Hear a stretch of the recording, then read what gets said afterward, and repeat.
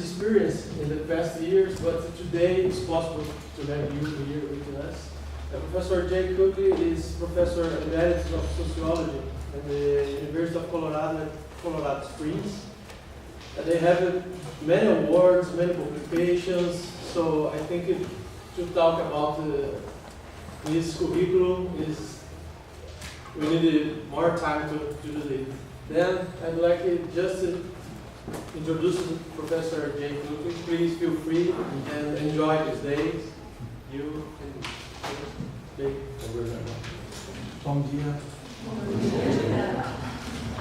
That may be the last Portuguese that you So I appreciate that you listen to me in English, and I know that for many of you this is a new experience or a relatively new experience. So I will talk slowly and try to be very clear in my explanations of things.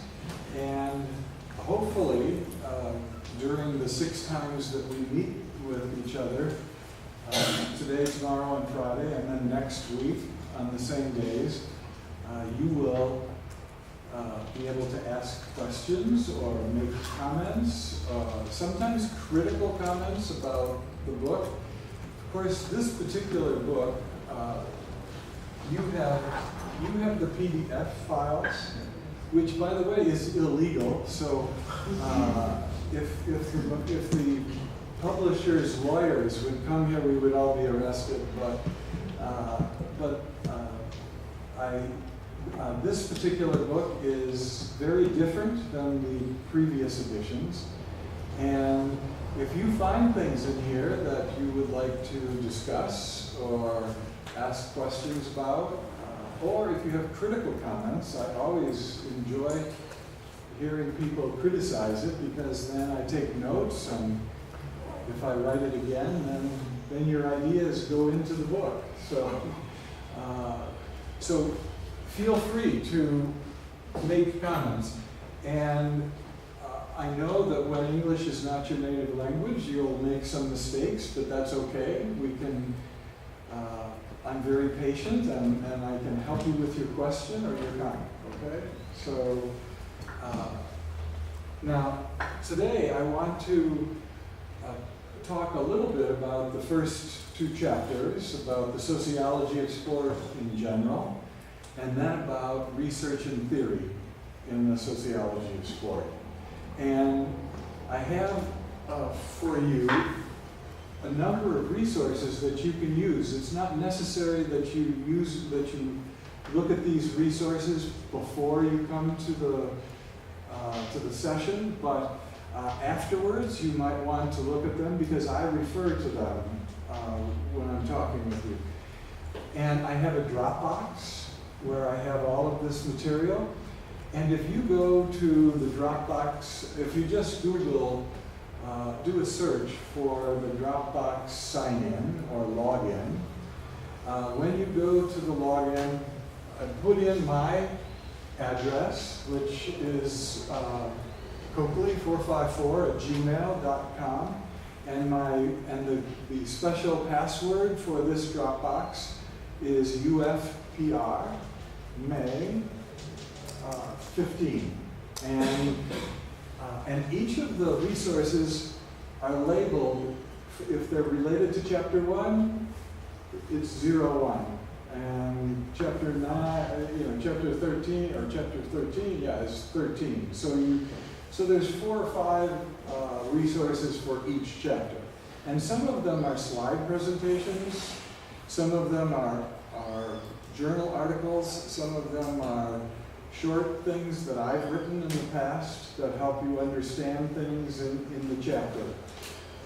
The slide presentations oftentimes are from previous presentations that I've done. And it may be a little difficult to understand the entire presentation, but there's good pictures, and the English is simplified, because many of these presentations have been made in other countries where they don't speak English as a native language. So I try to be clear. So you can take a look at those and use them in whatever way you want, all right? Except you can't sell. So, so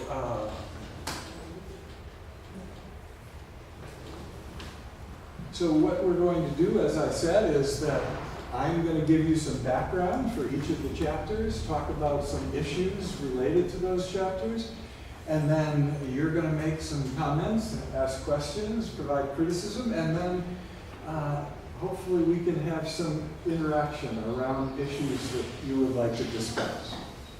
So, related to Chapter 1, the introductory chapter on the sociology of sport, why study sport, what I'm going to do, instead of talking about the material directly from the chapter, what I want to do is explain some background for the chapter, some new thinking that I'm doing related to the sociology of sport. And we're going to talk about Prolympism, which is a new concept. It's not a new concept, but back in the mid-1990s, Peter Donnelly from the University of Toronto and Alan Ingham from Miami University in Ohio in the United States wrote an article called Prolympism. I think this version that I have in the Dropbox is only by Peter.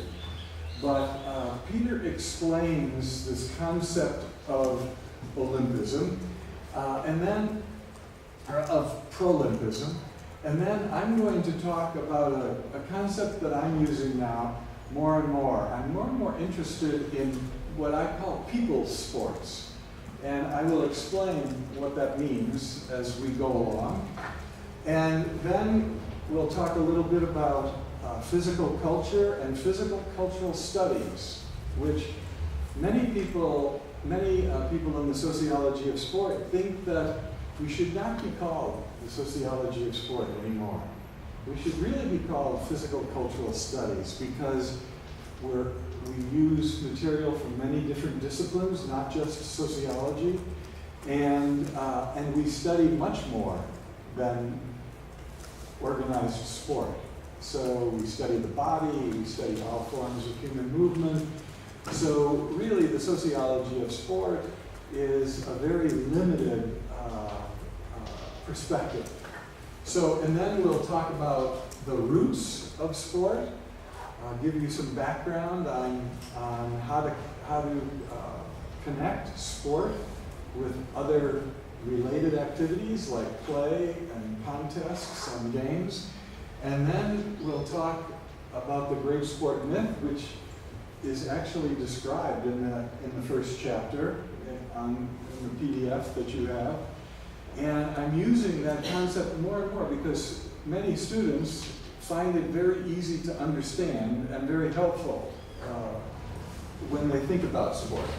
And then we'll talk about some trends in the sociology of sport, what's happening. So when we think about sports today, too often we just talk about elite sport. You know, the Premier League, the top basketball, Olympic sports, and those are important topics. But for most of us, the kinds of sport that we engage in are seldom discussed in the sociology of sport. The sports that occur every day, the sports that we play on our own terms and in our own circumstances. So, so when we talk about sports today, we can think of them in terms of a continuum. And on the one end of the continuum, we have Prolympic sports. On the other end, we have people's sports. And the Prolympic sports really refers to an emerging monoculture, a single culture, a monoculture of spectator-driven, revenue-producing sports. And those sports are sponsored by both public and private sources, government as well as corporate sources. And they compete with each other for sponsorships and for media coverage, because most of them are commercialized, and the way they survive is by selling to the media rights to either provide visual transmissions of their events or audio, or both. And on the other hand, we have people sports, which are local physical activities that are sponsored by you and me, by the individual participants, and by sports clubs in many cases. And when I refer to clubs, I'm not referring to the top football clubs, for example. I'm referring to local community clubs, and that provide participation opportunities for local people. And those kinds of sports are sustained through social networks of individuals, through our relationships. And my point here, the big point that I would like to make, is that most of the sociology of sport is focused on this. And so what happens is that we ignore the very sports that are a part of people's everyday lives. And now, that's a little bit of an exaggeration. I mean, we do study some of those, but we don't do enough of that, because I think that some people feel that if we study the elite sports, then it improves our own status. People will see us as more important. If we just study local sports, they won't see us as being that important. So there's that status dynamic that's involved in the sociology of sport. Okay, now, Prolympic sports, just to give you a little bit more background, when I use that word, Prolympic, what Peter Donnelly has done is taken professional sports and Olympic sports and merged them together. So the ideologies that are the foundations for both of those, for professional sports and Olympic sports, have merged together to form elite, organized, competitive, commercial sports. All right? I call them EOCs. All right? So elite, organized, competitive, commercial sports. And in those sports, we give priority to performance over process. We give priority to outcomes over experiences. We give priority to privatization rather than full sport for all, mass participation. And we give priority to power and profits over the public good. So Prolympic sports then focus on performance, on outcomes. They're privatized for the most part, and they're tied in with dynamics related to power and financial profits. Now, this is a diagram from Peter Donnelly's article on Prolympism. And he has two axes here. One axis is related to exclusion and inclusion.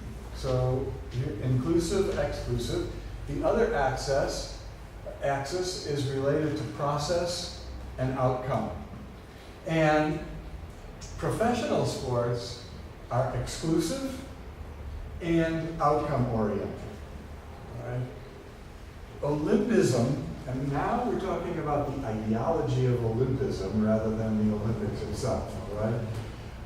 The ideology of Olympism is exclusive because it's for top athletes, and but it's more process oriented. And sport for all would be here in this quadrant, where it would be inclusive and process-oriented. And like the workers, we don't know much about this anymore, but there used to be regular events of worker Olympics, and those events were very process-oriented. There was not a big emphasis on winning. It was about solidarity among workers and getting together. And it was very inclusive. You didn't have to be an elite athlete to participate in those events.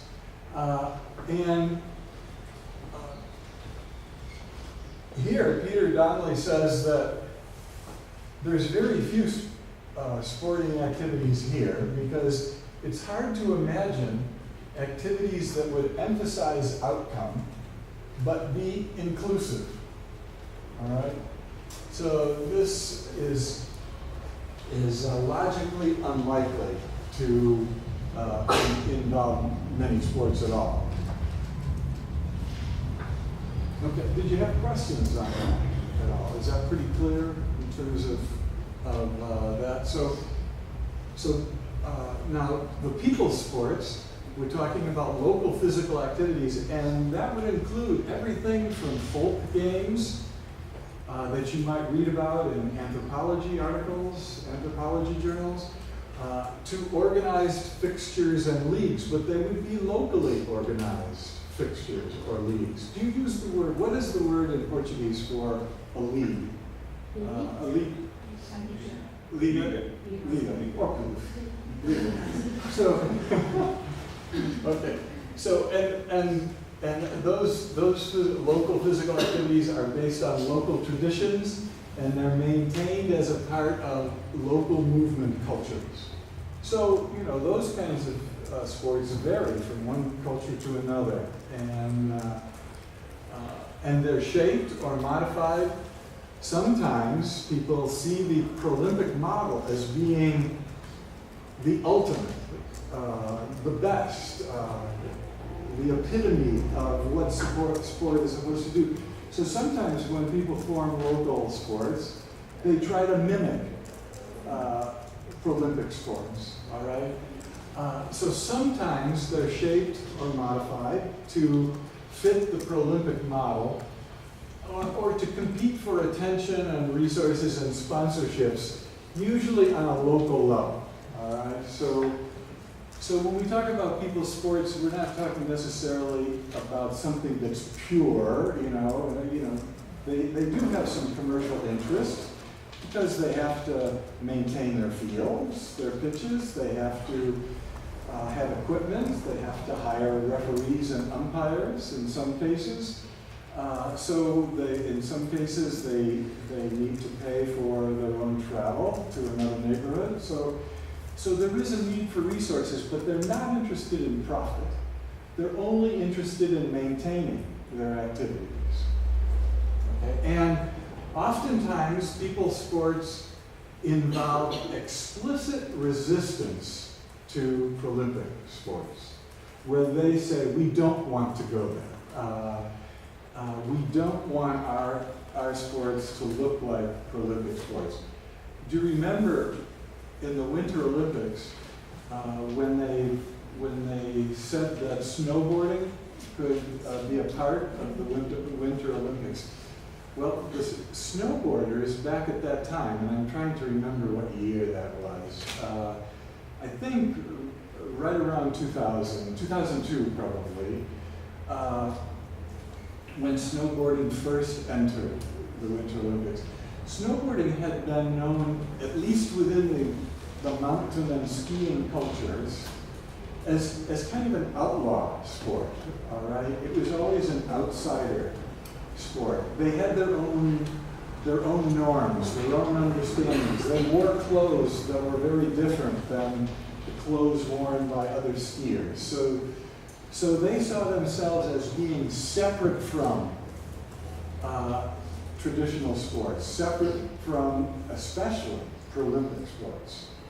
And so they were some of the best snowboarders in the world, in fact, the two best snowboarders in the world,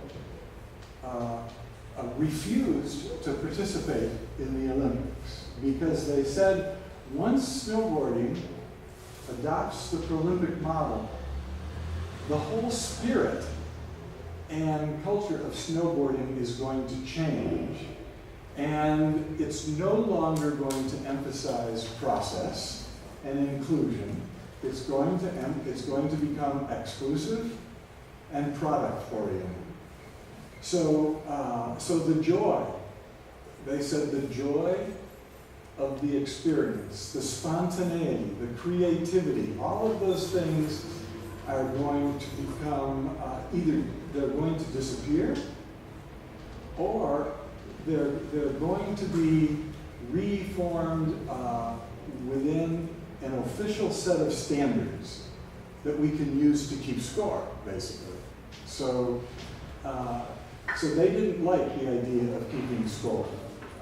They liked the idea of trying things, expressing yourself, and most of the time you would fail, but sometimes you would succeed. Somebody would have a video, they'd put it online, or in the old days, they'd send it around to their friends, and other people would try to imitate that and expand their experiences and their skills, but that was completely inconsistent with the Prolympic model. So the BMX bikers, similar thing happened. When BMX was incorporated into the Olympics, some of the older riders said, you know, this is going to ruin our sport because now everybody's going to be concerned with official tracks and official obstacles that, you know, in Beijing or Athens or wherever, there's going to be certain approaches to scores and records, and so everybody is going to be focused on the outcome, and we're going to forget the pure enjoyment of the process.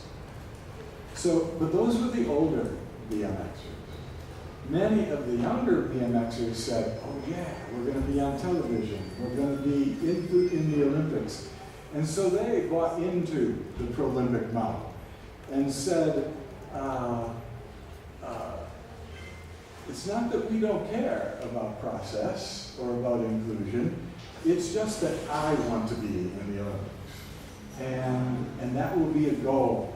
And once we're in the Olympics, then everybody will be able to see us, and then more people will want to become involved in BMX. Okay. So this is, I want to make a qualification here. When I say that we have this continuum of people sports and Prolympic sports, many sports are, you know, along the continuum. They're a mixture of both. And, you know, the snowboarders wanted to stay towards people sports. The BMXers were a little bit more open to moving towards Prolympic sports. So even though many of them still valued people's approach to people's sports approach. So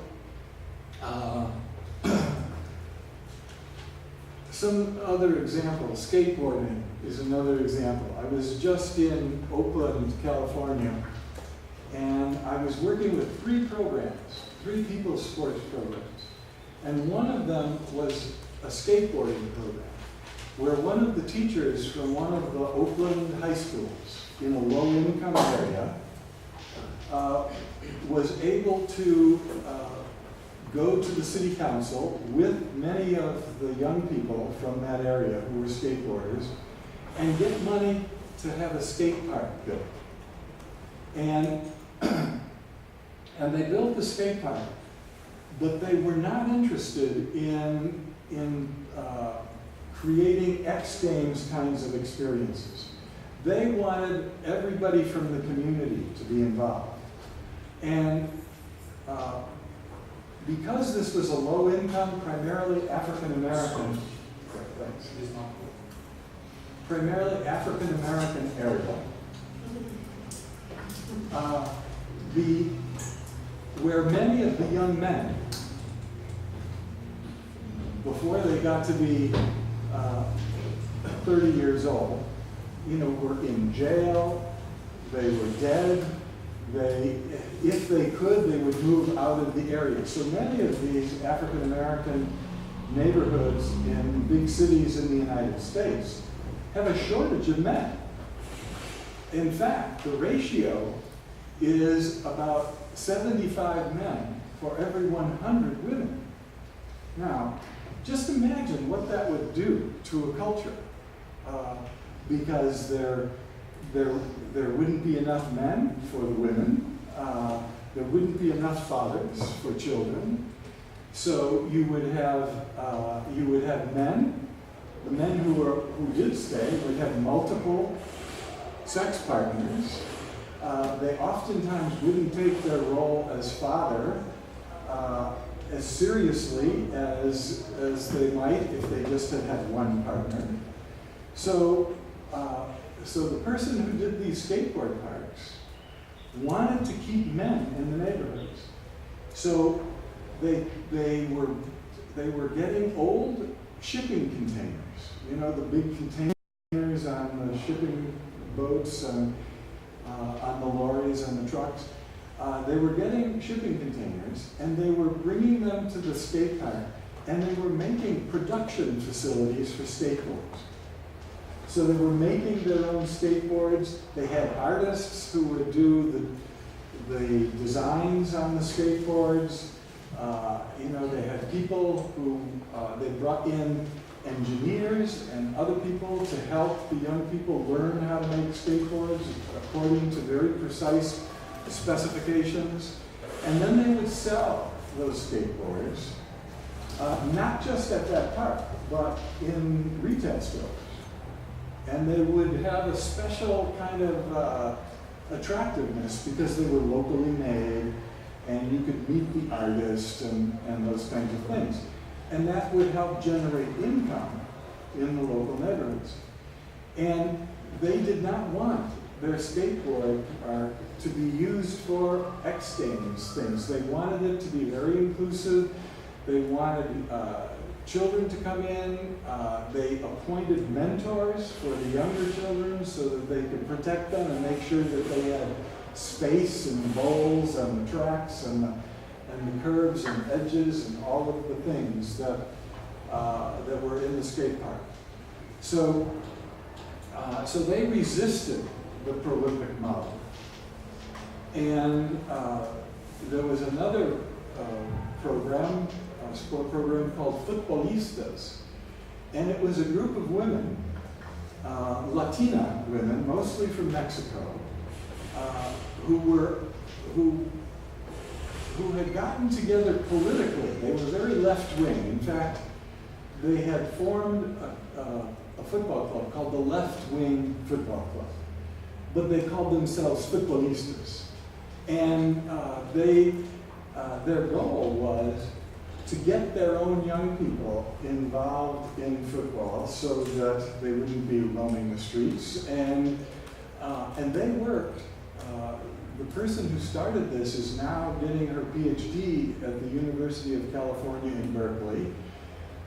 She had been a professional football player from Chile to begin with, and she got $300,000 from USA Soccer to build a soccer pitch, and with beautiful turf, good fencing around, nicely protected. A shelter for people, and they ran local leagues and local games mostly for young people, but not only young people. And the field became so popular that now they have a difficulty scheduling it because there's so many people that want to use it. Now, some of the people want some of the young people's teams to become increasingly elite and exclusive so that they can travel around and play other teams. But the Futbolistas say that's not our purpose. We don't want the Prolympic model. We want to keep this a local model so that we can play sports in our terms. and under conditions that we control. But this is a battle going on now in this club. So there were a couple of other local people's sports organizations that I work with too, but I want to explain them now. But I wanted you to understand that some local people's sports resist a pro-Olympic model, and purposefully resist it. Right? But sometimes it's difficult, because as more and more people play and their skills get a little better, they want to go and test their skills against other people and become more and more exclusive and product-oriented and prolific. Right. So in your experiences, your own sport experiences, can you see the times that you've played in people's sports and the times that you've played in sports that are more based on the Prolympic model? Yeah, Barbara? Maybe I can just have an example, because many people here, we have a championship, a local championship in this department, physical education department, and we have like futsal, football, and volleyball. So, for example, for men's, there are many teams, and they have their own shirts and all the uniform. Very similar. For example, Professor Mezad, we have a shoe that is like green, like they are, you know. High fashion. Yeah, exactly.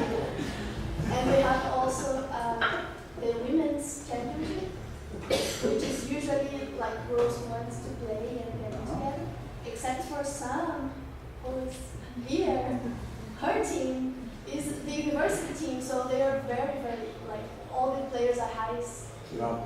And we just are studying here and trying to play some football, you know. Yeah. So we lost 9-0 last match. But just to show that, for example, men's are very oriented to like pro-Olympic in this case, and volleyball is nice because it's mixed teams. So it's interesting to see how inside the department, in the physical education department, we have these models in the same idea of championship, but in some cases more pro-Olympic oriented or more people's sports oriented, as the examples that we give. Yeah, the Prolympic model, if we use the terminology of sociology, is hegemonic. In other words, it's the dominant model in most cultures. And people's sports are a counter-hegemonic phenomenon. But there's always a tension. And sometimes that tension is manifested in your own local programs, where some people want to be more Prolympic oriented, and some people are more oriented towards people's sports and process and having a good time and being with friends, and the other team elbowing and, you know, and scoring as many goals as possible. And that's a problem. And there's many local leagues have that tension in them, and on university campuses, in local communities. My daughter is a football, soccer player, and when I left on Sunday, she had just gone, I got a phone call as I was going to the airport. She blew out her ACL, her LCL, and her meniscus, all in one accident. So now she needs to have surgery, but she's a 47-year-old soccer player, and she's been playing since she was 4 years old. But she's a people sport person. But she plays in some of these adult leagues. Some of them are all women, some of them are men and women. And some of the teams in these leagues have a Prolympic orientation. And it's very difficult, it ruins the game for her, because people are engaging in heavy physical contact, and she's saying, wait, I'm a mother, this is not the way I want to play sport. I want to play people's sports, not Prolympic sports, okay? So, meanwhile, the 25-year-old who just played soccer in college says, well, then don't play here, old lady, go away. So we're interested in the Prolympic model. So there's that tension in a lot of situations.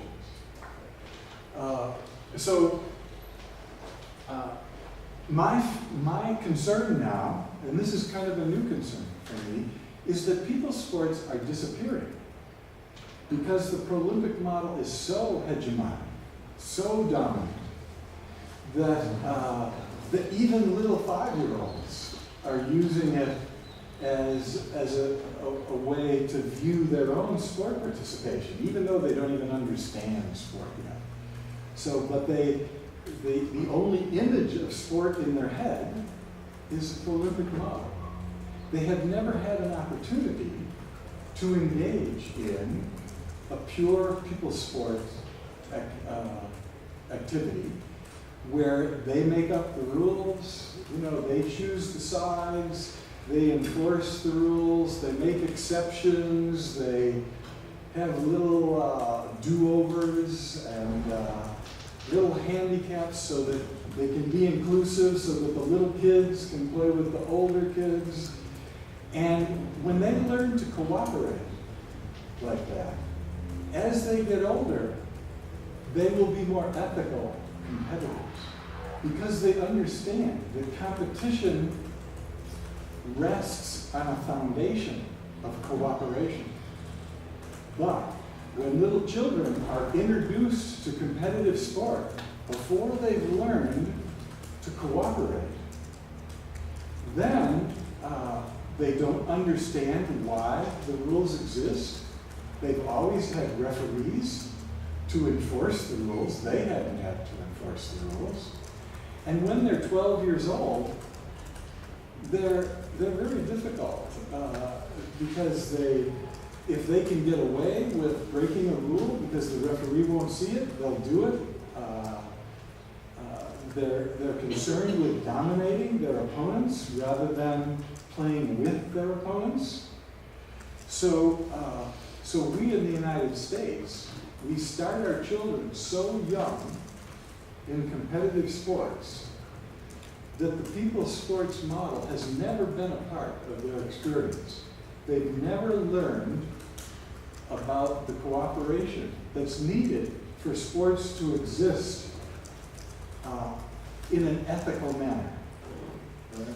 So that's why we have so many courses now in sport management programs on ethics in sport, because ethics becomes an issue when everybody is concerned with outcomes and exclusion. But if you play cooperative sports, ethics gets built right in because you're concerned about the other people with whom you're playing. So we really need to revive people's sports. That's one way to say it. Another way to say it is we need to revive informal games for children. Games that the children themselves control, not adults. Now, I don't know how much of a problem this is in Brazil, but in the United States, this is a big problem because informal games and the whole culture of childhood play is disappearing. So we have 3-year-olds now in Prolympic sports. And the parents are very worried because if you're not good at age 3, you might get cut at age 4. And then your life will be over. And you're only 4. So this is becoming a problem in the United States. So this is another diagram from Peter's model.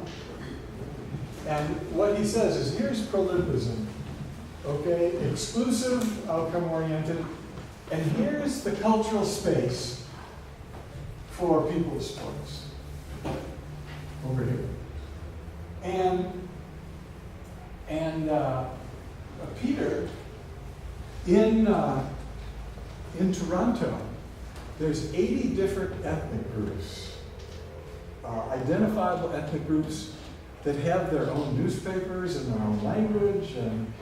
And what he's doing is he's going to each of those neighborhoods, he and his graduate students, and they're doing videos, and they're doing interviews and photographs of people's sports.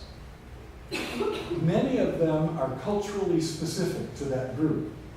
And what he wants to do is create a Toronto encyclopedia of people's games, so that other people can learn from the games that are played by in other cultural neighborhoods, and keep those games alive rather than letting them disappear. So is that a problem in Brazil? Is the Prolympic model becoming more and more dominant?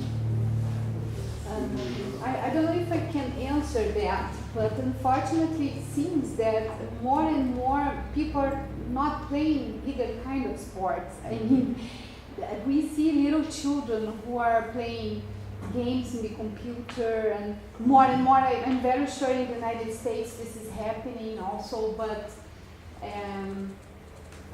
I think it's true what you were saying, but it seems that now the culture is going very much towards virtual sports than real sports. I don't know, is this a trend there Yes. too? Yes. And it's really, really hard to get kids into sport programs. Yeah. I have this difficulty I had with my kids, now they love it, but in the beginning I almost had to force them to do it. Yeah. Now they love it. Yeah, there's many, the consequences of the hegemony of the Prolympic model are really pervasive. And one of the consequences, I think, is exactly what you're talking about.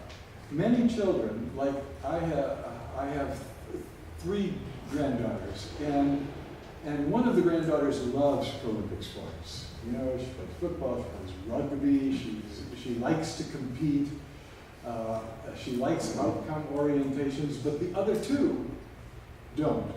And they play in organized soccer, in youth programs, but they were so prolifically organized that they quit.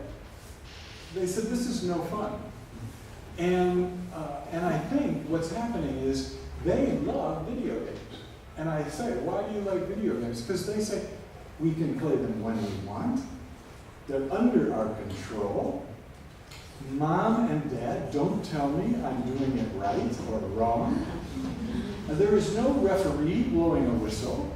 There's no coach telling me to run over here and run over there. This is my game. And my point is, what we've done is we've taken the Prolympic model and we've imposed it on children. And children don't like that, really. I mean, there's some who become successful, and maybe they like certain kinds of physical activities. But many of them want to do things on their own terms, in their own time, with their friends, under conditions that they control. Now, first of all, parents are fearful if they allow their children that freedom, that they're either going to do something destructive, kind of, do you read the book Lord of the Flies in Portuguese? It's about Lord of the Flies. It's a great novel about young people who are on an island, marooned or shipwrecked on an island. And the whole thesis of the book is that if you put a bunch of young people together, they're going to destroy everything. You know, young people are basically animals, and they need to be controlled. They need to be put in cages. And So there's that orientation. Parents think that their children might destroy things, and they're also fearful that someone might exploit their children. And of course, the local news tells them that children are being kidnapped. You know, I don't care where it happens. In Slovenia or Siberia, the local news in Colorado will find an example of a child being exploited or kidnapped or something bad happening. And every parent who's watching the news says, oh my gosh, I can't let my child go outside because the world is dangerous. Which is, in the United States, this is the safest time to be a child in the whole history of the United States. But parents today are more fearful than parents in the whole history of the United States. So parents keep their children in, and when they let them out, it's only to participate in Prolympic sports that are controlled by adults, controlled by referees, in a particular place, at a particular time. And the children are resisting that model, even though they don't put it into those words. You know, there are very few 7-year-olds who say, you know, Mom, I don't like Olympic sports. I would like to play people's sports with my friends out here in the street. And they don't say that, but that's one of the reasons, I think, not the only, but one of the reasons why they play the video games, is we have not allowed children to be children in terms of freedom of movement, where they can make up their own games. You know, first of all, and I'm getting carried away here. First of all, if you want to teach 7-year-olds how to play soccer or how to play baseball, they don't have the cognitive and social abilities yet.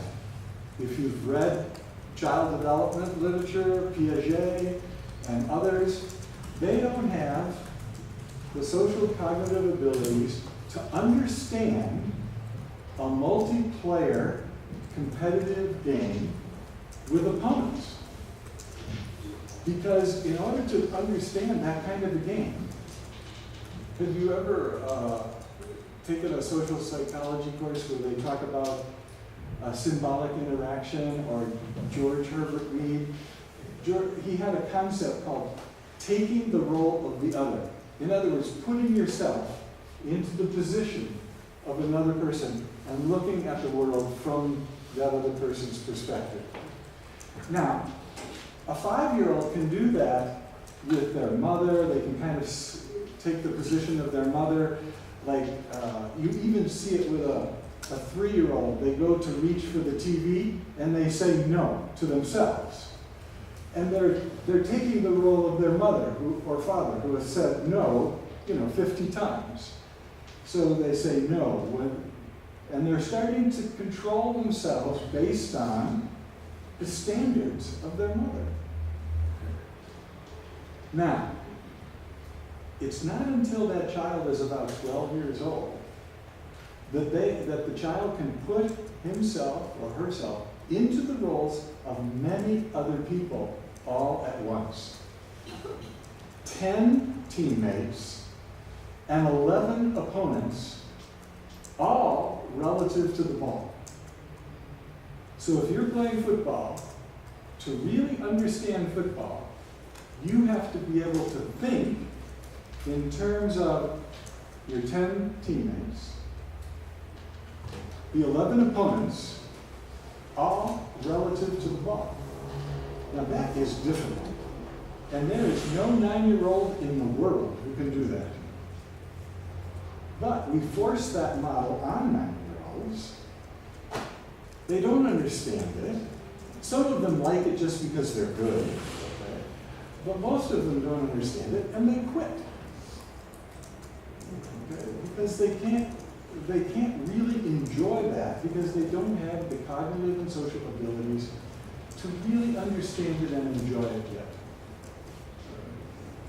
So social psychology can tell you why kids are inside playing on video games rather than outside playing Olympic sports, which they can't understand. So when I go to a children's soccer game in the United States, all of the parents on the sideline are yelling at their children, "Where do you belong? You're out of position. Get back in position." But see, they don't understand position because position changes depending on where the ball is, where your 10 teammates are, and where the 11 opposition players are. So we have 21 roles plus a ball that's changing. So we have 21 changing roles that that child has to understand in order to play soccer really in a fully engaged way. They can't do it when they're 9 years old. So I say we play 3-on-3, okay, in small spaces. Everybody touches the ball. There's no positions. There's no goalie, a goaltender. It's just the ball and the kids kicking. And you do that, then they develop a love. And when they have the love, then you can give them the structure. Because then they have the motivation to put up with the boring drills, the boring parts of learning a game at a high level. So I got off track here. So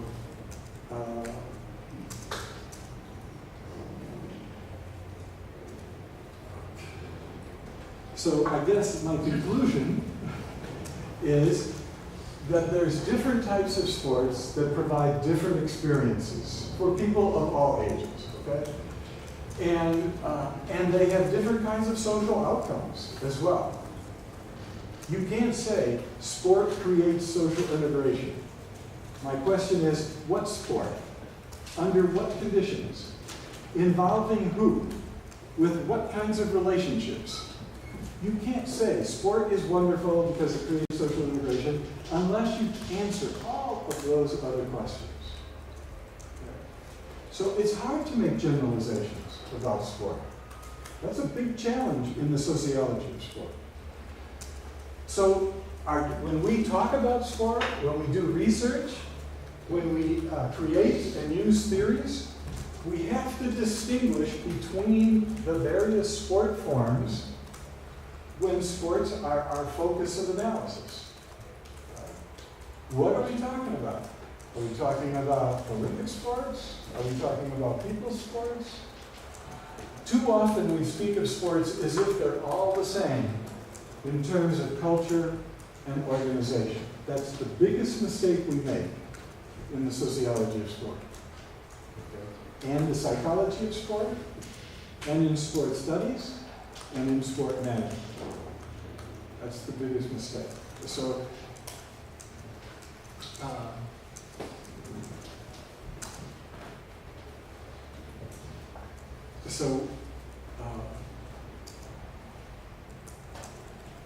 I want to stop and give you a chance to kind of catch up, and if you have questions or comments. I think when you read the book, you'll say Coakley is making the same mistake that he told us about in our class, because the problem for me is when I read that book 11 different times now, I tried to use the research that people have done as a basis for the entire book. So what happens is that my book is more of a Prolympic sports in society than a people's sports in society. And I find that to be a big problem that way. And I'm having second thoughts about writing the book again, because I don't want students to think that all sports, when they read my book, are Prolympic sports. So I'm thinking of changing my whole approach and focusing more on people's sports and talking more about them. But the problem is that there's not much research on people's sports. And we need to do ethnographic research, qualitative research, where we start to understand more about how people's sports work, what they need to be maintained over time, how we can facilitate them, especially among children, but not only children, among 70-year-olds too. How can we provide people with opportunities to do physically challenging activities on their own terms, under conditions that they choose? And I think if we're going to avoid the obesity crisis that is facing the entire world, that's a very important question. Because right now, we have elite athletes and spectators. And in the United States, 35% of those spectators are obese. They have diabetes. They're costing our culture billions, actually over $1 trillion in medical care every year. So I'm not saying that people's sport is going to solve all of those health problems, but we need people's sports to control some of those problems. And so it's becoming an important issue. So some people in the sociology of sport say, you're right. So why do we call it the sociology of sport? Why don't we call it physical cultural studies? Because that's really what we need to focus on. And, already, if you look at the Sociology of Sport Journal, or the International Review for the Sociology of Sport, or some of the journals, now, Brazil, I'm not familiar with all the journals in Portuguese, but my sense is that in Brazil, there's a little bit more tendency to cover physical activities other than Prolympic sport activities, but I'm not sure. But if you look at the Sociology of Sport Journal, which I was the founding editor for that journal, you see that we study many aspects of human movement and the body. So why don't we call ourselves physical cultural studies rather than sport? And the sociology of sport that term was useful in the past because it gave us credibility. We were a part of a discipline, a single discipline. We focused on sport, which 40 years ago everybody saw in terms of a structural functionalist model, just like they studied other social institutions, the family, the economy, politics, the law, education, and sport. All right, sport was a social institution, and that gave us credibility. It made us a part of sociology. It showed we were studying something important. If we had said 40 years ago, we're going to study physical culture, everybody would have scratched their head and said, what's that? So, but now, I think it's time to make a change. Because physical education doesn't accept us too much anymore, at least in the United States. Sociology in the United States had never accepted the sociology of sport. And so what we ought to do is say, forget those other disciplines. We need to become autonomous and do physical cultural studies. Because we already use theories and concepts and methods from multiple disciplines.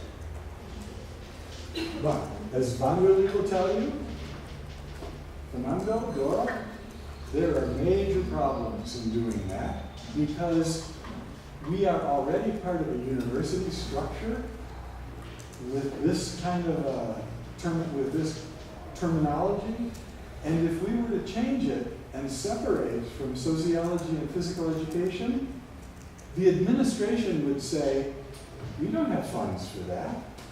Bye-bye. So, there's a political issue.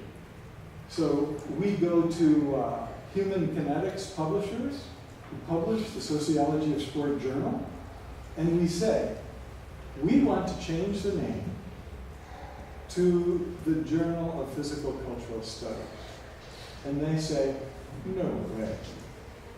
We have subscriptions, we have libraries buying this, and if we change the name, we have to start all over.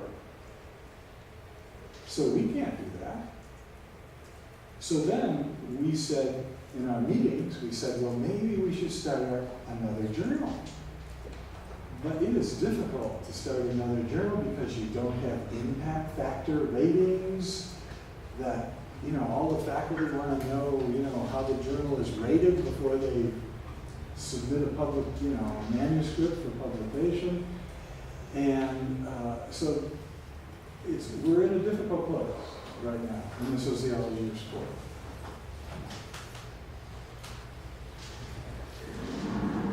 So maybe I won't talk about this very much. This used to be a part of Chapter 1, but it's no longer in Chapter 1. But there was an article written way back before you were born, in 1973, by a sociologist who said that really sports are a combination of play and spectacle. Now, I have a problem with this, but it's nevertheless, it's an interesting kind of a model to think about. Because play, when you think about play, the focus is on exclusively. When you see children playing, the focus is on the participants. The focus is not focus, but the rewards that the participants are getting are internal, not external. The participants are being completely authentic and spontaneous. They're expressing themselves. The action in play is emergent. You can't predict it, all right? It's free-flowing. And the whole goal, when you see children playing, the whole goal is fun, enjoyment.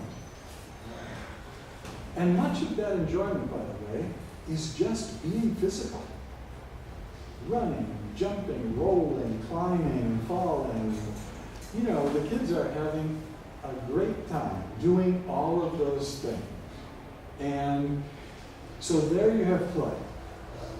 And then we have spectacle, where the focus is on spectators, where the characters, like in Lucha Libre, the characters are heroes and villains, the good wrestler, the bad wrestler. All the rewards are extrinsic. The pay that you get, the fame, the status, the feedback from spectators, all of that is external. The Lucha Libre participants create their own personas right from their masks through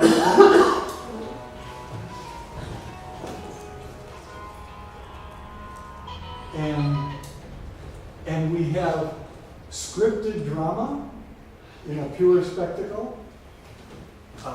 The structure is very fixed, it's planned, and the whole goal is to entertain the audience. all right? But in the middle, between play and between spectacle, you have sport, where you have a combination of both of those. So you merge play and spectacle, and you get sport. And that's what Gregory Stone said in this article. It's an interesting article. And I don't have it in the resources, but if you want it, I can get it for you. So what Stone, back in 1973, said, we have to be careful because sports are moving towards the spectacle side of things. And they're becoming too scripted. There's not enough joy. When you have a favorite athlete, usually children like athletes who they can see are having fun out there, that they're really enjoying what they're doing. But I can remember watching Michael Jordan. Michael Jordan always looked like he was having fun when he played basketball. You could tell the love was there. And most professional athletes today still love their sport, all right? Few of them are just doing it for the paycheck. But the paycheck is definitely nice. But they still love what they do. But what we start to see is many more professional athletes are developing these artificial personas that they present to the media. They have their own Twitter and Instagram and Facebook and whatever. And most of those, by the way, they're not written by the athletes. They're written by an agent who wants to create a persona that agent can put on the table the next time they're negotiating a contract. And they will say, Jay Coakley by himself is only worth $2. But the persona that Jay Coakley has created is worth $1 million. Because people will want to see that persona. So athletes are starting to figure that out. And so sport is moving more and more towards spectacle. And we've got to be careful or everything will look like Lucha Libre, which is okay for a while, but you're not going to buy season tickets to Lucha Libre. So this is a problem that sport management people have to be concerned with.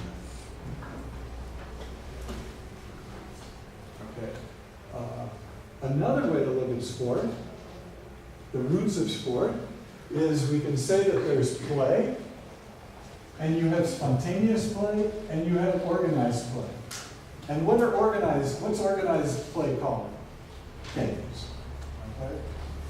So then we have non-competitive games, cooperative games, and we have competitive games, and those are contests, all right, the competitive games.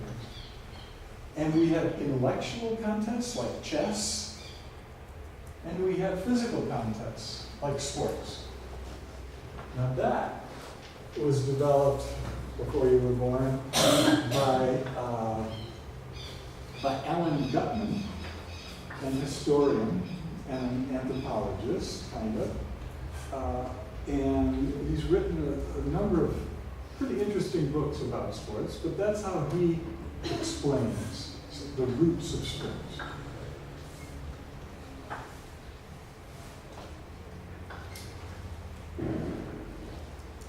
Whoops.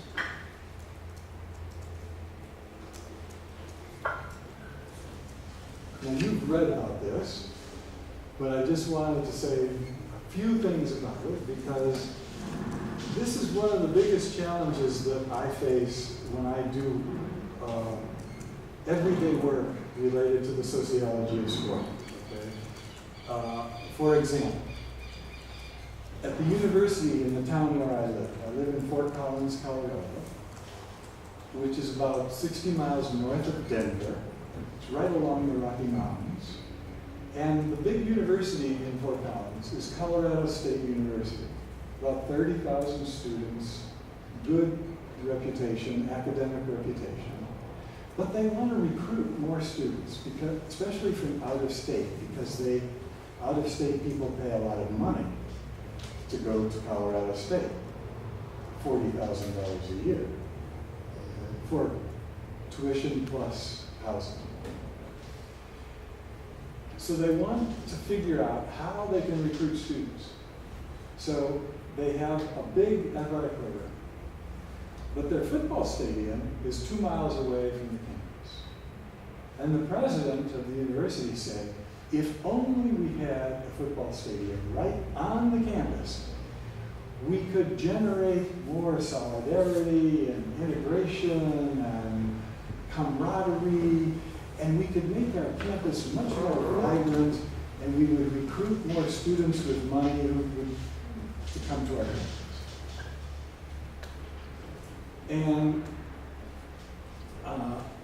And I was part of a group that was saying we ought to keep the old stadium, which is on a beautiful tract of land by a big reservoir, and we ought to make that whole area a destination lifestyle sport or alternative sport destination, all right? Where we would give a scholarship in skateboarding, BMX, mountain biking, kayaking, climbing, and when those students came, they would run local contests, maybe even some national contests. They would connect with the local high schools, the grade schools, get more people involved in these alternative sports. And we could do that for $50 million. Well, the president and all the football boosters said, no, we're going to spend $420 million to build a stadium on campus for football, where young men between 18 and 22 years old collide with others head to head, damage brain cells, and create chronic traumatic encephalopathy, so that by the time they're 40, they won't remember where they left their car. They won't be able to interact with their wife. They won't be able to interact with their children. We're going to destroy their brain cells and call ourselves an educational institution, all right? Where we're concerned about the brain development of young people. But we're going to have football where people are hitting their heads all the time. Concussions, repetitive, subconcussive head trauma, which creates little plaques that interfere with the transmission of nerve stimuli through your brain, nervous impulses in your brain.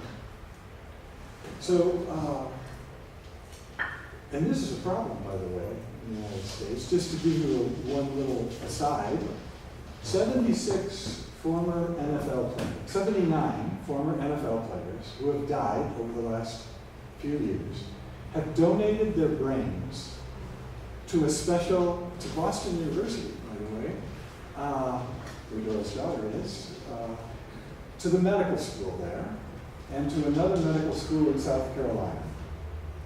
76 of those brains are full of CTE, chronic traumatic encephalopathy, up to the point where those individuals were having trouble even completing a sentence. And I've seen them interviewed, and they'll start talking, and then they'll, what was I saying? They can't even finish a sentence. And so we've got 76 out of 79 that are full of CTE. The NFL was just sued. $1 billion they're putting in a fund pay for the care.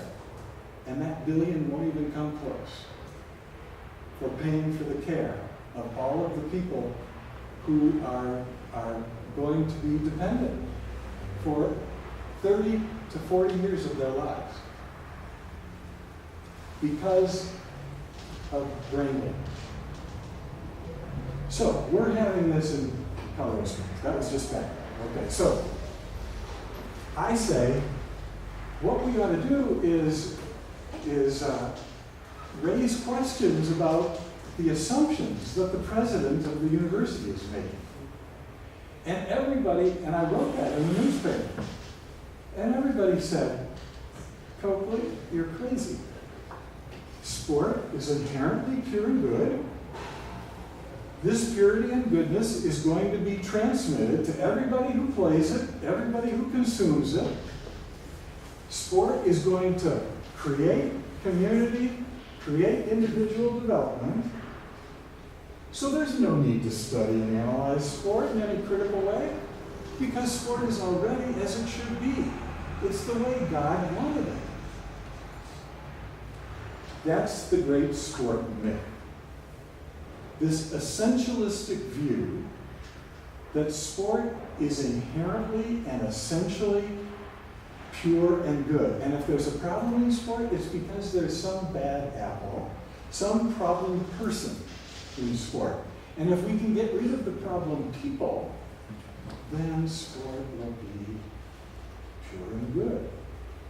It's always pure and good. We just got to get rid of the people who aren't. Right? And that view, that myth, is something that has led to the spending of billions and billions and billions of dollars on Olympics by people that can't afford them, on World Cups by countries that can't afford them, and because people have this belief. So 6 years ago, I was in Brasilia, and I talked about all of the data that we know about related to the Olympics and what happens if a country hosts the Olympics. Poor people are displaced, they're oftentimes not relocated, infrastructure may be built, but it's infrastructure that is related to the flow of capital in a country that benefits only a small number of people in that country or in that region or city. The country or the city will go into deep debt that will be paid for by the next 2 generations. People will pay for it who were not even born when the Olympics occurred, like in Montreal in '76. They paid off the debt for the Montreal Olympics in 2008. 1976 to 2008. There were people paying taxes in Montreal to pay for the Olympics that occurred before they were born. So I presented all of that information to people in the audience in Brasilia.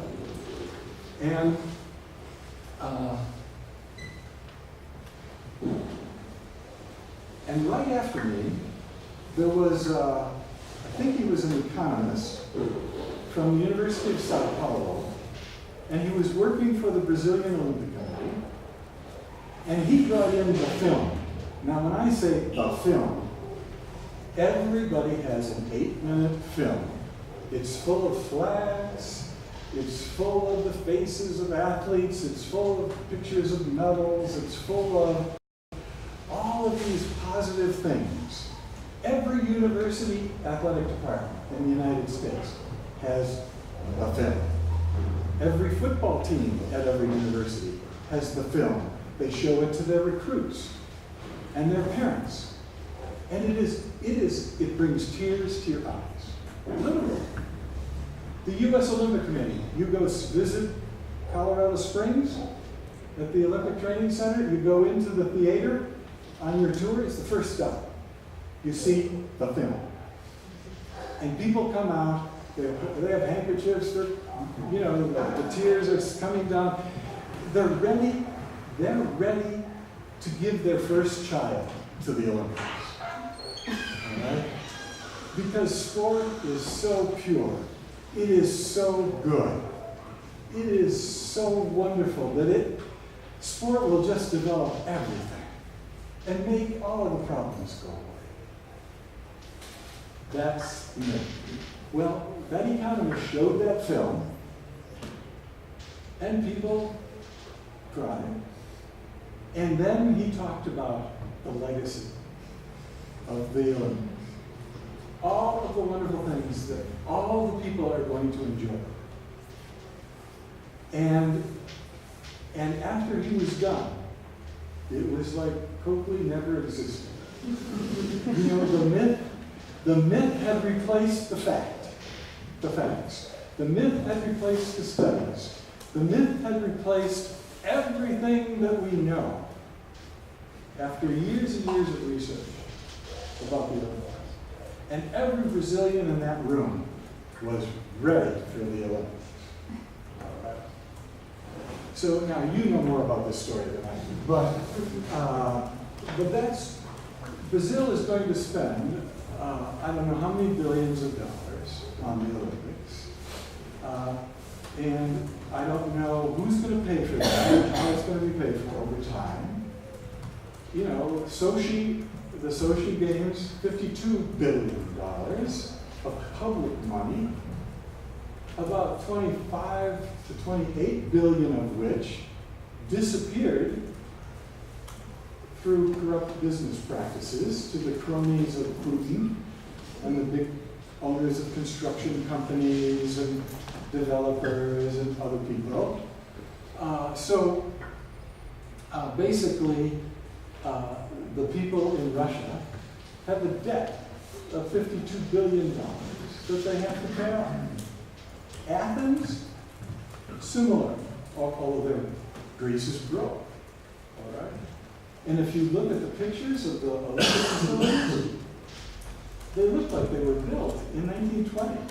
I mean, they're all destroyed. There's no more, you know, kayak course is empty, the cement is all broken apart. You know, all of the things that they use, the main stadiums, there's weeds all over, nobody uses them, but people are still paying for them. Because of the myth, the great sport myth. So that's one of the things that we have to take into account when we study sport, is that people are going to resist any information that might criticize their belief in the myth. Now, I'm not saying sport's not good. I'm just saying that sport comes in a lot of different forms. It has different consequences depending on a lot of different factors.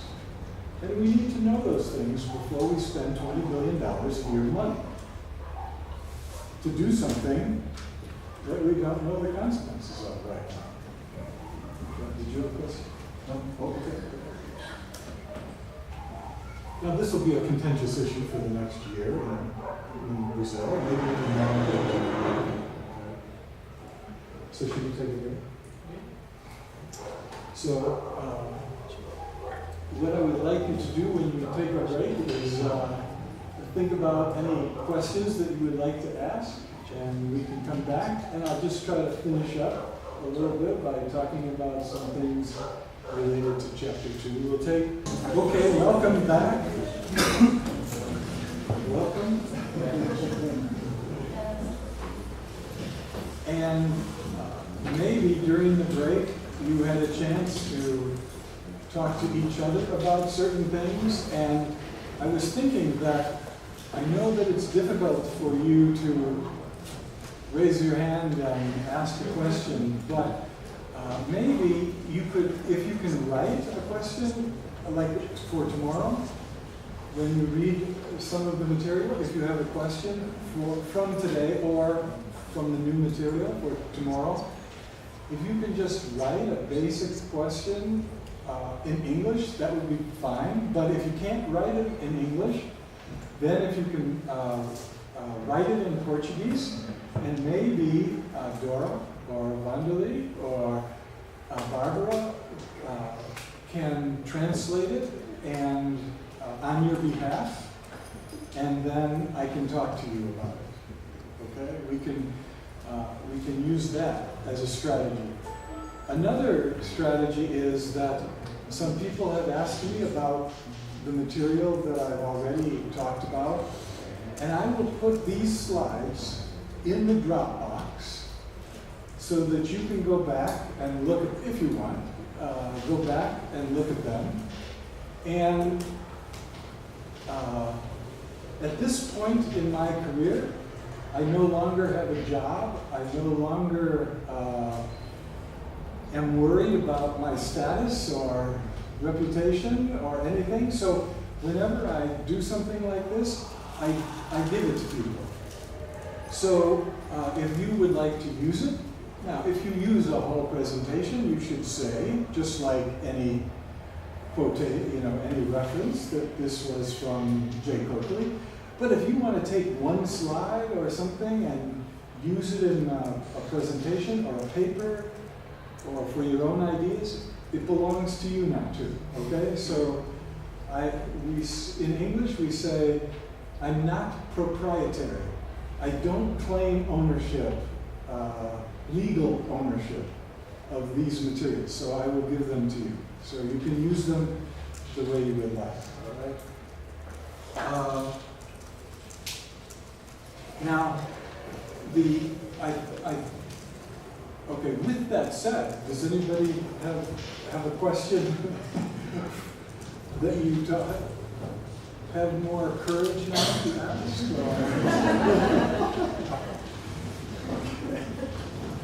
Okay. Because when I say things, my things are coming mainly from my experiences as a person born and raised in the United States. I've been to many other places, but many of the things that I say don't fit exactly with Brazil. So, and I would like to know that. So if you can write down the questions related to that, give them to Dora or Donnelly or Barbara, and then we can talk about it. And then I can learn from you. So, so one of the main points in Chapter 1, just to summarize, is that when we talk about sports, we're talking about social constructions. In other words, sports are created by people through interaction. You know, sports don't come out of the sky, from the supernatural. Human beings create sports.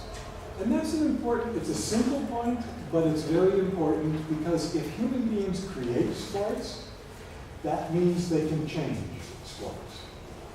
And so now, when we create sports and when we change sports, like anything we do, we're influenced by social, political, and economic conditions. We cannot escape those. But if we know about them, sometimes we can wiggle around them, all right?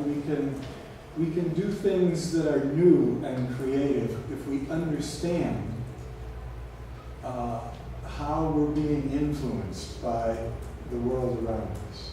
Then we can say, wait a minute, I can do something a little bit different.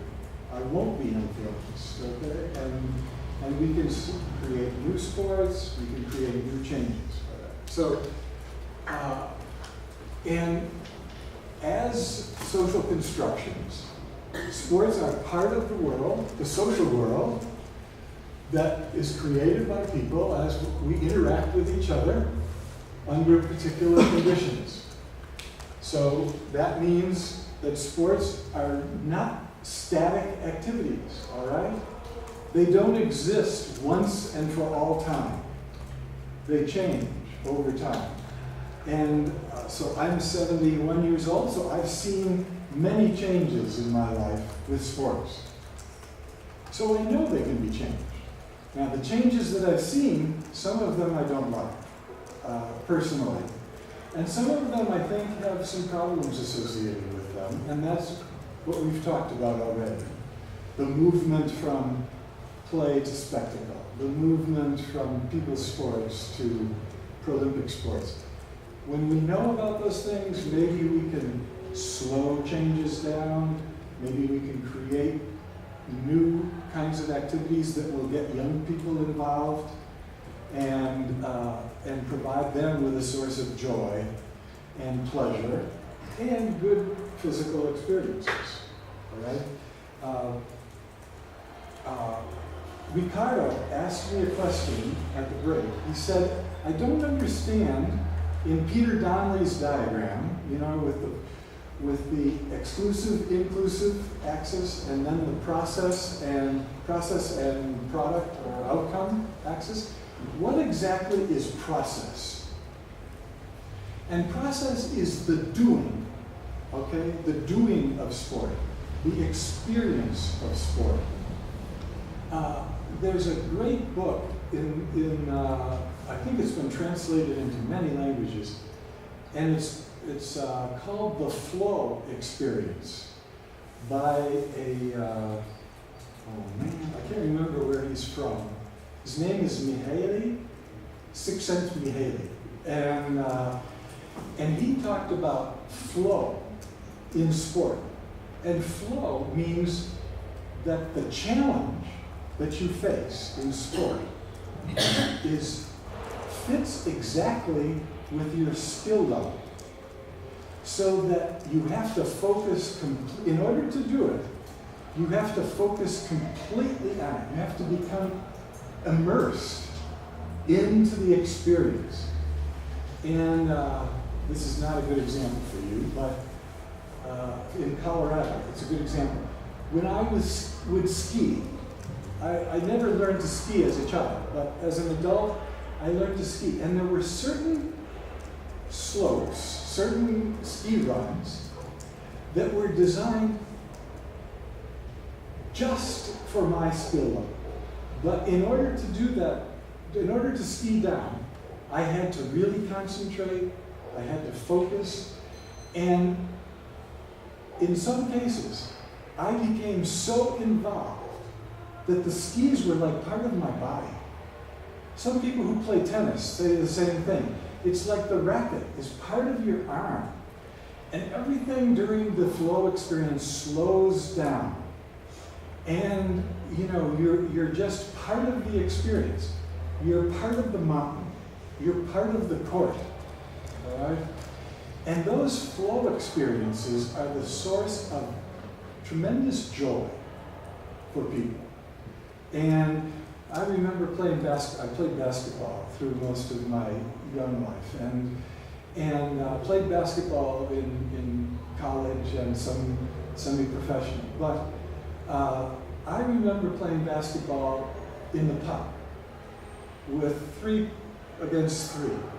And we would become so involved in the game that people would stop and they would say, "What's the score?" You know, we were having so much fun. We were so involved in the game that we forgot that there was a score. We forgot what the score was.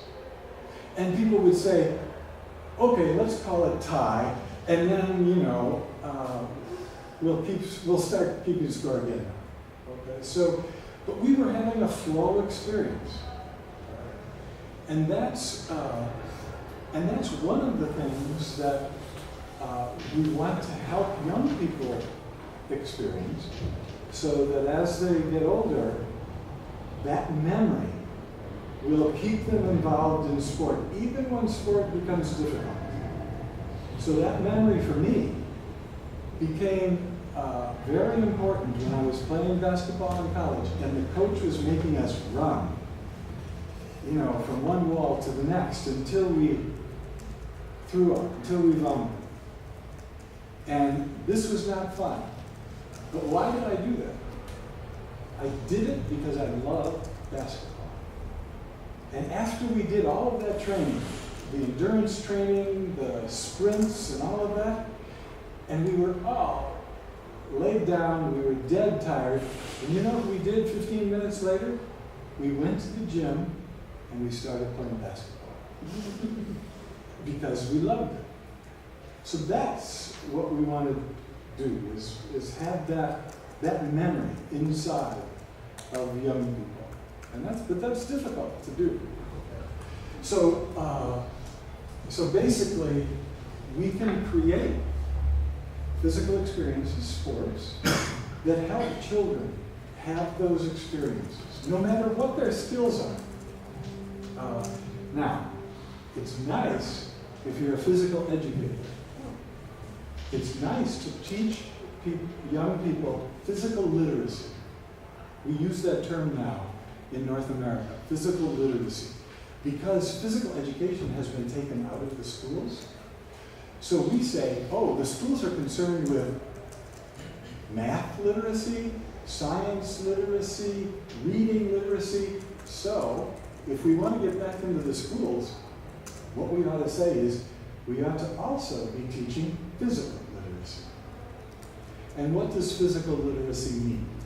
Well, I can't give you the exact definition now, but it means that you know how to run frontwards, backwards, sideways, you know how to throw, you know how to catch, you know how to jump, you know how to fall, you know how to do all of the basic things that will enable you to play 100 different sports. Okay? And so we have to be concerned more about having a 7-year-old, instead of teaching them soccer, we should be teaching them physical literacy.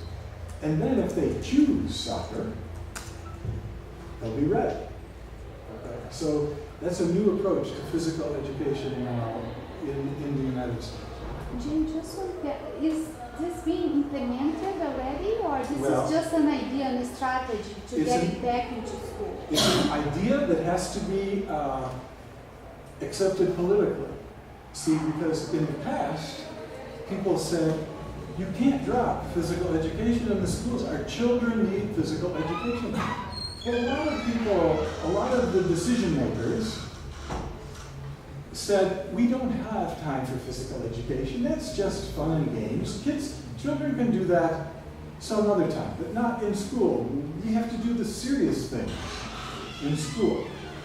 So now people are saying, wait a minute, physical literacy is very serious, because if we're not physically literate, then we become fat and in ill health and have bad health.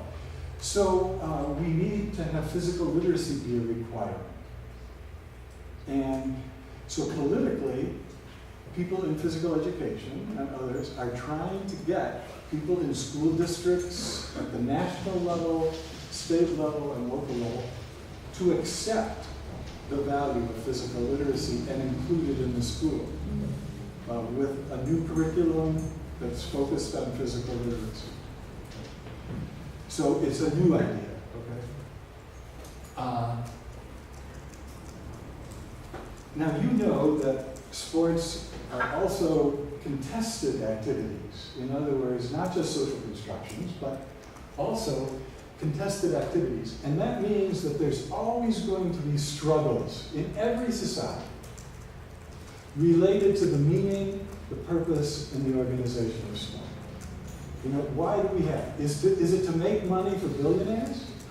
Or is it to keep people healthy? All right? I mean, that's one struggle. All right? If we have $1 million to spend, should we spend it on 20 elite athletes, or should we spend it on 1,000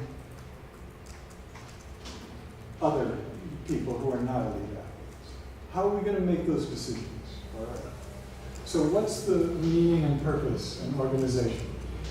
We always struggle over the people who are allowed to play sports, or who are welcome to play sports, and play under, we struggle over what conditions.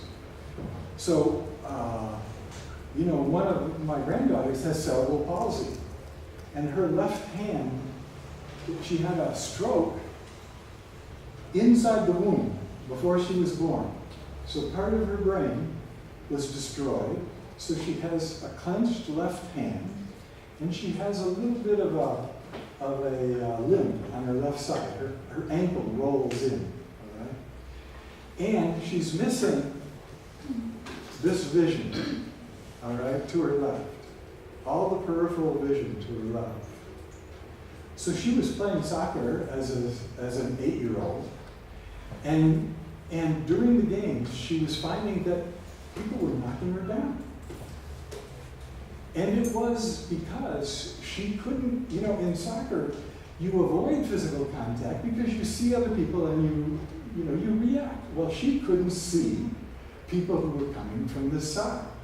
And they thought that she could. So they kept hitting her, and she would fall down. And after the game, she said, "These players are so mean. They keep knocking me down." And so we went to the coach, not we, my daughter and son-in-law went to the coach and said, "Can you tell everybody that this is how Allie sees the world?" So the coach had them put a patch on their eyes during practice. And they all played, and they started to understand that if Allie had the ball and they were over here, she wasn't going to pass to them because she couldn't see them. So they understood. So they supported Allie, and things were fine. But the other team didn't understand, and it was hard to tell the other team about this. So Allie kept getting knocked down. And she got discouraged, and she quit. And she hasn't been back. So, that's an issue in terms of the conditions under which people play. Can we make sports, like I could give you an assignment, create a sport that is inclusive for people with a left side disability, all right? Create a sport. Tell me what the rules are. Tell me what the goals are.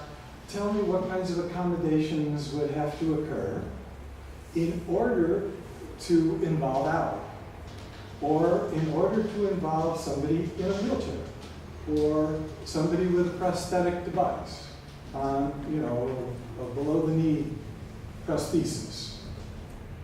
So there would be, we've never asked ourselves those questions. But we need to, because people with disabilities have been excluded and marginalized from sports. So it's not that we've said that they can't play. We've just never made it possible for them to play. And, in the past, women were outlawed. In Brazil, you have a law. Women couldn't play sports. Okay? Half the population was excluded. All right? So these are always issues. Who gets to play and who gets to play under certain circumstances or conditions. And we debate those. Those are political issues. And they still exist today in different forms. And then we struggle over how we're going to get support. Corporate support, government support, personal and family support. In the United States, for youth sports, it's almost all family support. No government, no corporation, unless you are a family that has an income, and it's hard for you to understand maybe, but in the United States, the median family income, that's family with children, okay, is about $60,000. So half of the people make less, half of the people make more. But if you want your child to play soccer like my granddaughter Maddie did, the minimum that it would cost in 1 year would be $3,000. In some cases, for 11-year-olds, it's $10,000 for one child. That means that for a family with 3 children, if they were playing at the highest competitive club level, they would be spending half of every dollar in that family just for their children to play soccer at a high level in a club. Well, that's impossible. So what happens is that half the people in the United States have a very difficult time paying for their children to play sports. Half the families. Because sports now are privatized. They're not government supported. So that's part of this struggle, okay?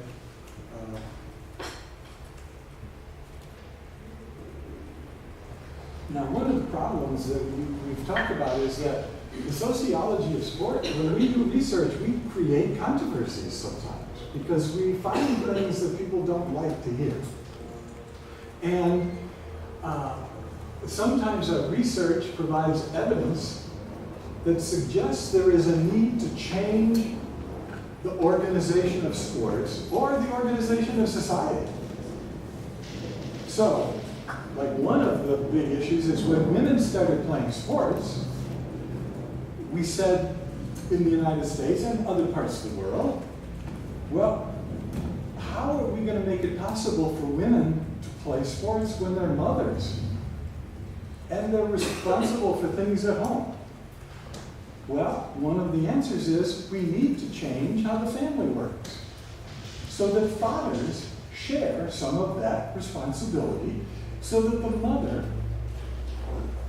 at 6 o'clock at night can go and play sport with her friends in a league, in a local league. And the father cooks dinner and keeps it warm so that when she comes home, she can sit down and he can give her dinner. Well, a lot of men don't like to hear that. So, because we're saying that if you want women to play sports, we've got to change the way gender relations work in the society. And people say, oh, wait a minute. You know, I like sport. Changing gender relations? No, no, no, no.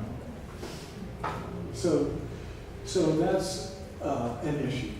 The same thing happens with disability. So now in the United States, we have the President, Obama, the Secretary of Education, Arne Duncan, wrote a letter to every school in the United States and said, you better start having sport participation opportunities for all your students with disability, or else the federal government will pull money away from you. Now, we're not going to do that yet, but I'm just giving you a warning. Well, there's no panic yet, so nobody's doing it, okay?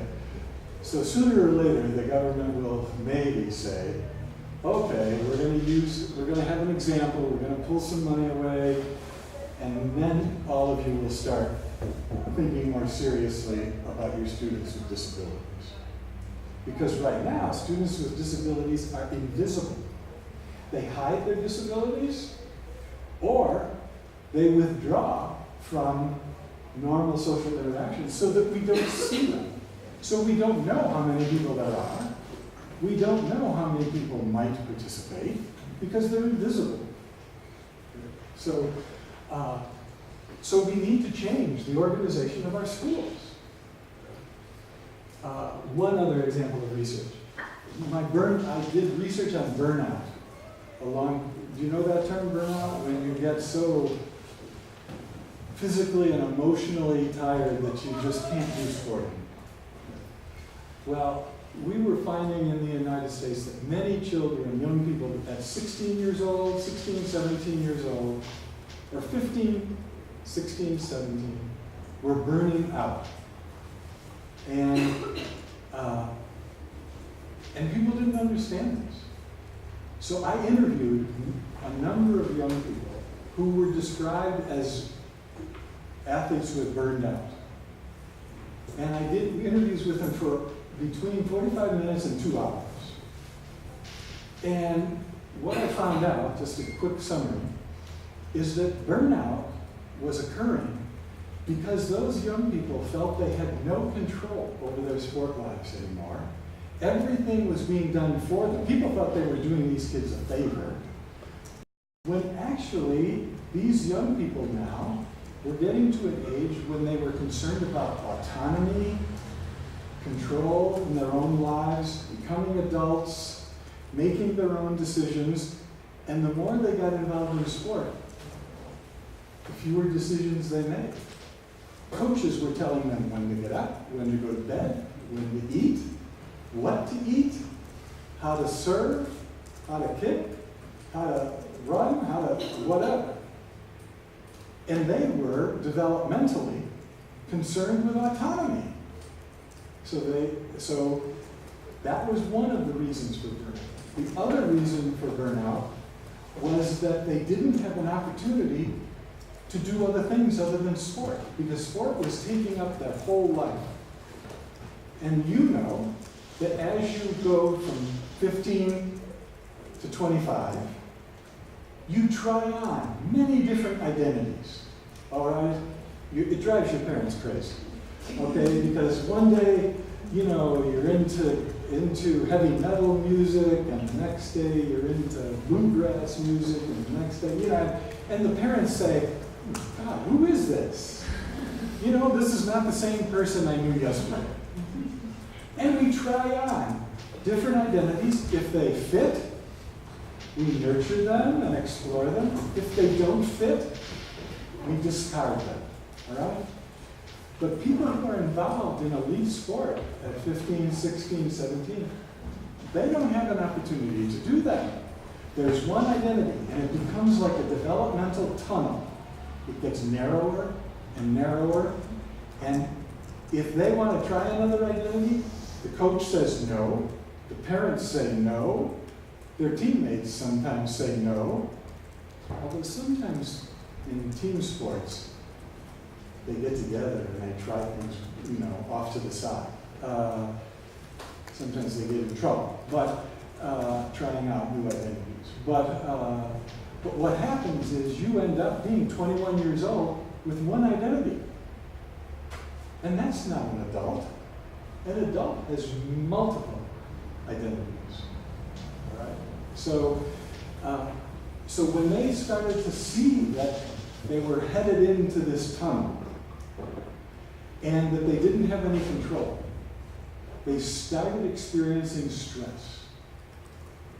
And the stress, coupled with the physical exhaustion, led them to burnout.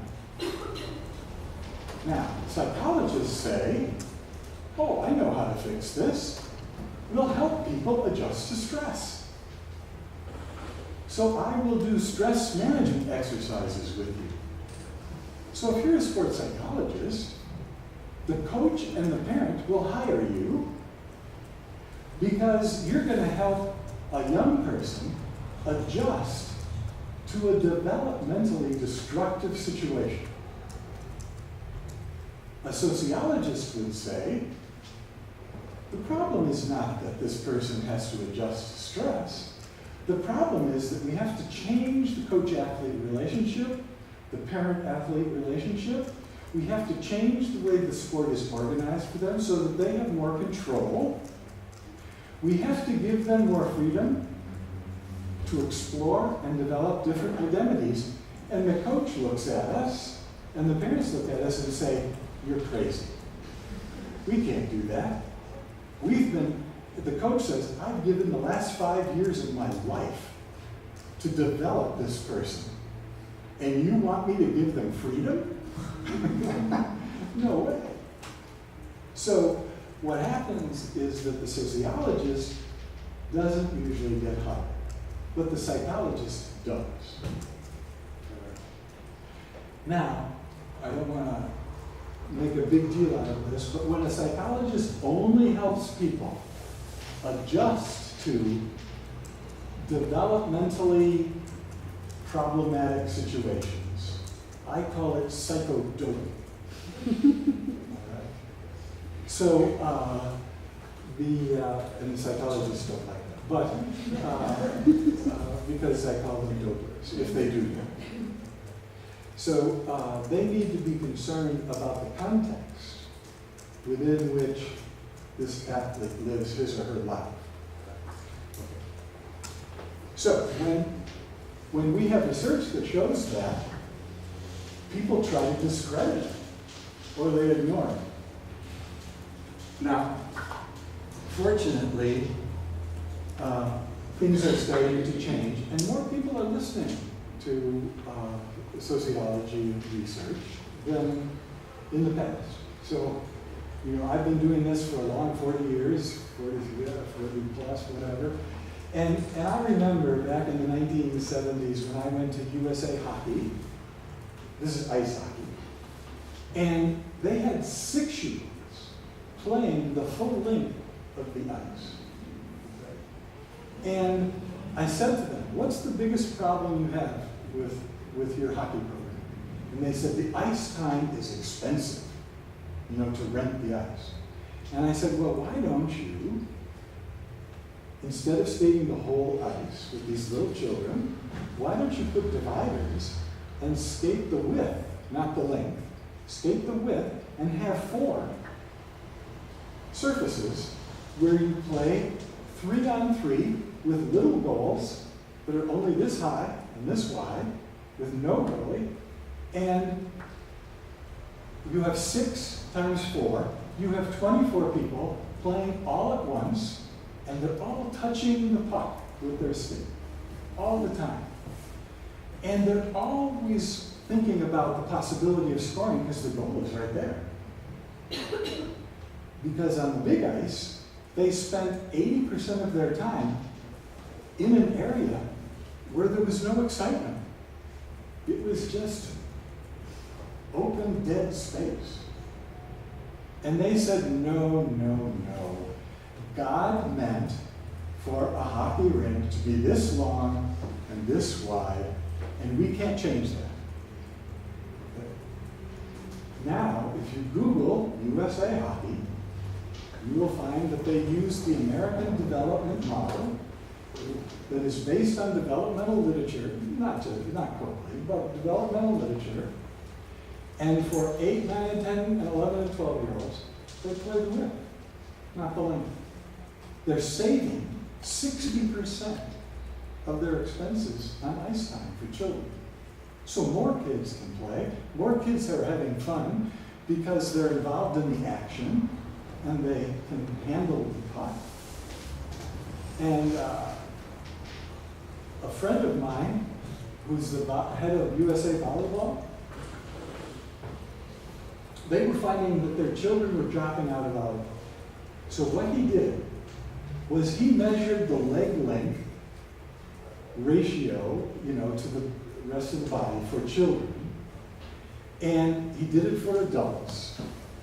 And then he said, what if the volleyball court and the net height was designed for children? What would we have to do to scale it, to make it fit the scale of an adult?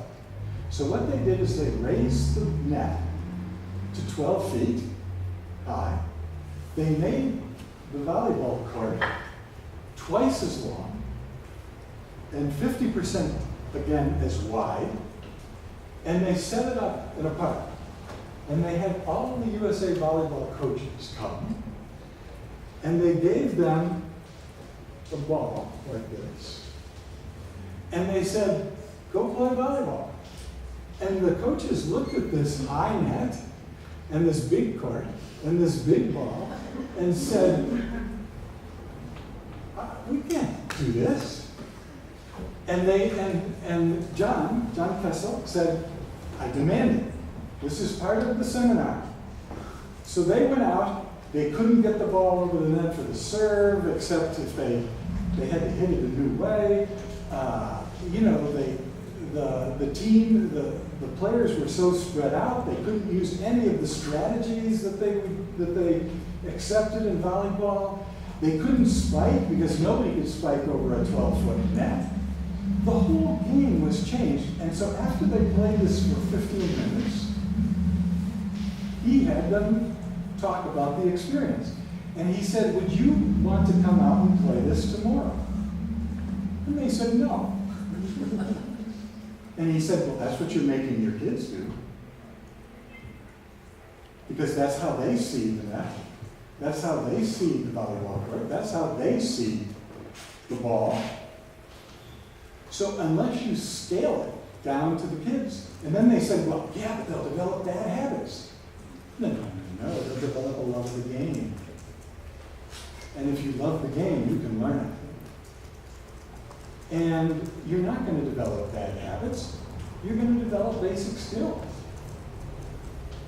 And the coaches just had a hard time thinking about this. So we did that with ice hockey coaches. But we couldn't do it because there was no inside surface that we could make long enough. So we went out on a lake. And we made a hockey rink the size that it would look to a 7-year-old or an 8-year-old with the adult coaches. And they went out there. They could hardly see the goal at the other end, you know. And they said, well, this is ridiculous. And the Hockey Federation people said, you're right. We finally decided that this is ridiculous. So we're going to play this way, you know, with our kids. And you can see the diagrams. If you Google USA Hockey, ADM, American Development Model, you'll see the diagrams for the different ages. So the hockey now is age appropriate if it's a USA Hockey league.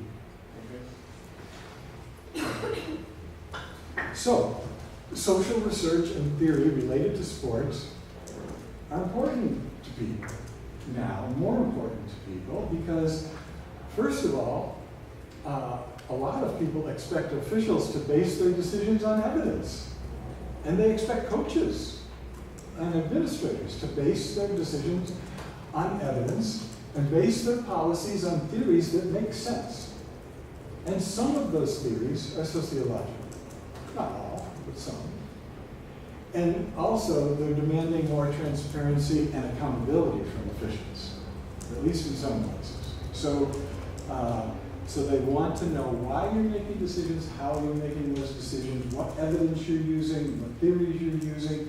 And as we move more and more towards that, sociological research is much more likely to be accepted, even when it's contentious. So the things that I said in the 1970s, and people got up and left, now they listen to it. And they are actually doing it in some cases. So there's been some changes in the field. Okay. So we're just about done here.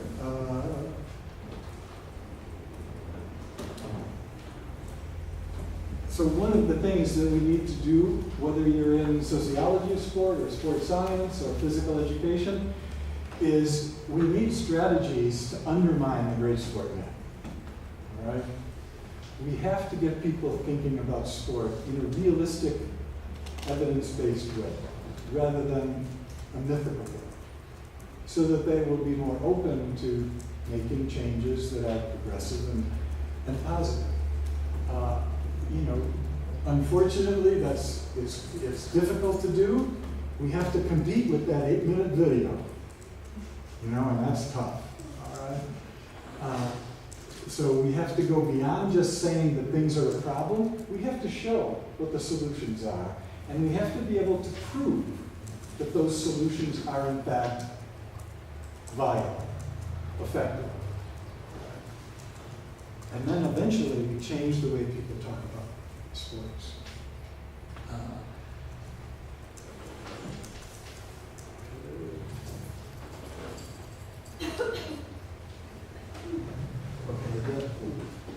You've heard the name Pierre Bourdieu, I think, maybe.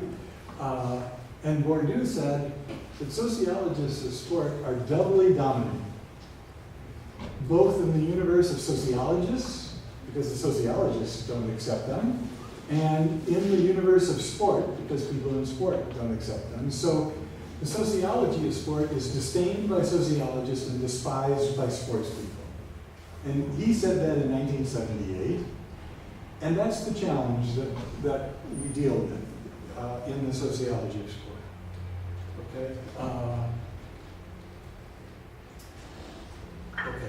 This is just the last topic. When we talk about theory and research, you know, from your perspective, what if I want to know how theory and research are related to the real world? Well, you can go look at the slide presentation by Coakley in the Dropbox on social research and sport policy. And what if we want to have deeper discussions about theory and methods and put the sociology of sport in a specific theoretical perspective? Well, then you can read Eric Dunning's article on Norbert Elias and figurational sociology, if you're interested. What if you want a global perspective on theory and research? Michael Burawoy was the president of the International Sociology Association a few years ago. He has a great article on an interview on leisure and sport and sociology. And that's in the Dropbox. What if you want to know what's happening in the cutting edge in the sports sciences? You can read Henning Eichberg's article on movement studies in the natural sciences and cultural studies. Okay. If you want to think about theory in connection with Brazil, then you can read the article about Elias in Brazil by the faculty from here, Vanderlei and his colleagues. So that's in the Dropbox. And if you want a real example of how research is used to study sport-related issues, you can read Richard Giulianotti's article on risk, which is a really interesting article nowadays, especially with the earthquake in Kathmandu.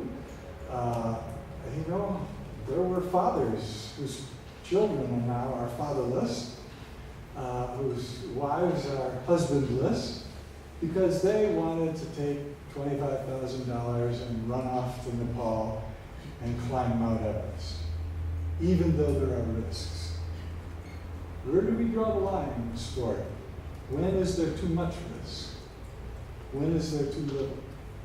And how does commercialization affect that? Can we actually pay young people to do things that are possibly life-threatening so that we can get spectators to watch? They did that in Rome, in the Colosseum. And we're starting to do that a little bit in the X Games and in some of the extreme sports.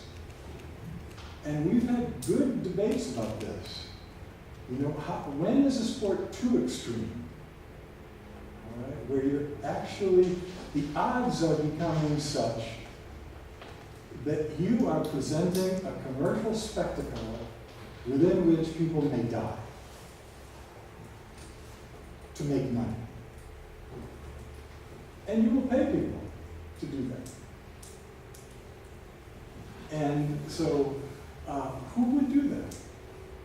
Well, there's psychologists who can tell you some things which are really good, but there's also sociologists who can tell you that if you're poor and you're desperate and you want to provide for your family, I'll do just about anything you ask if you pay me. And if people want to watch me die, if my family's going to be okay after that, okay. So is that a problem in a society? Is that real informed consent to participation? So those are, Giulianotti talks about some of those kinds of things. So the theory and the research is explained in chapter 2. I use one example by Michael Mesner studying youth sports, but maybe you can think of other examples in Brazil that would fit, some research that you've read that would be similar to that. So tomorrow we can talk about chapters 3 and 5, and which is socialization and deviance. And we'll talk a little bit about everything from how people become involved in sport, why do they quit, what happens when they're doing it, to issues related to doping, to institutionalized corruption, to various forms of negative deviance that are engaged in by athletes, by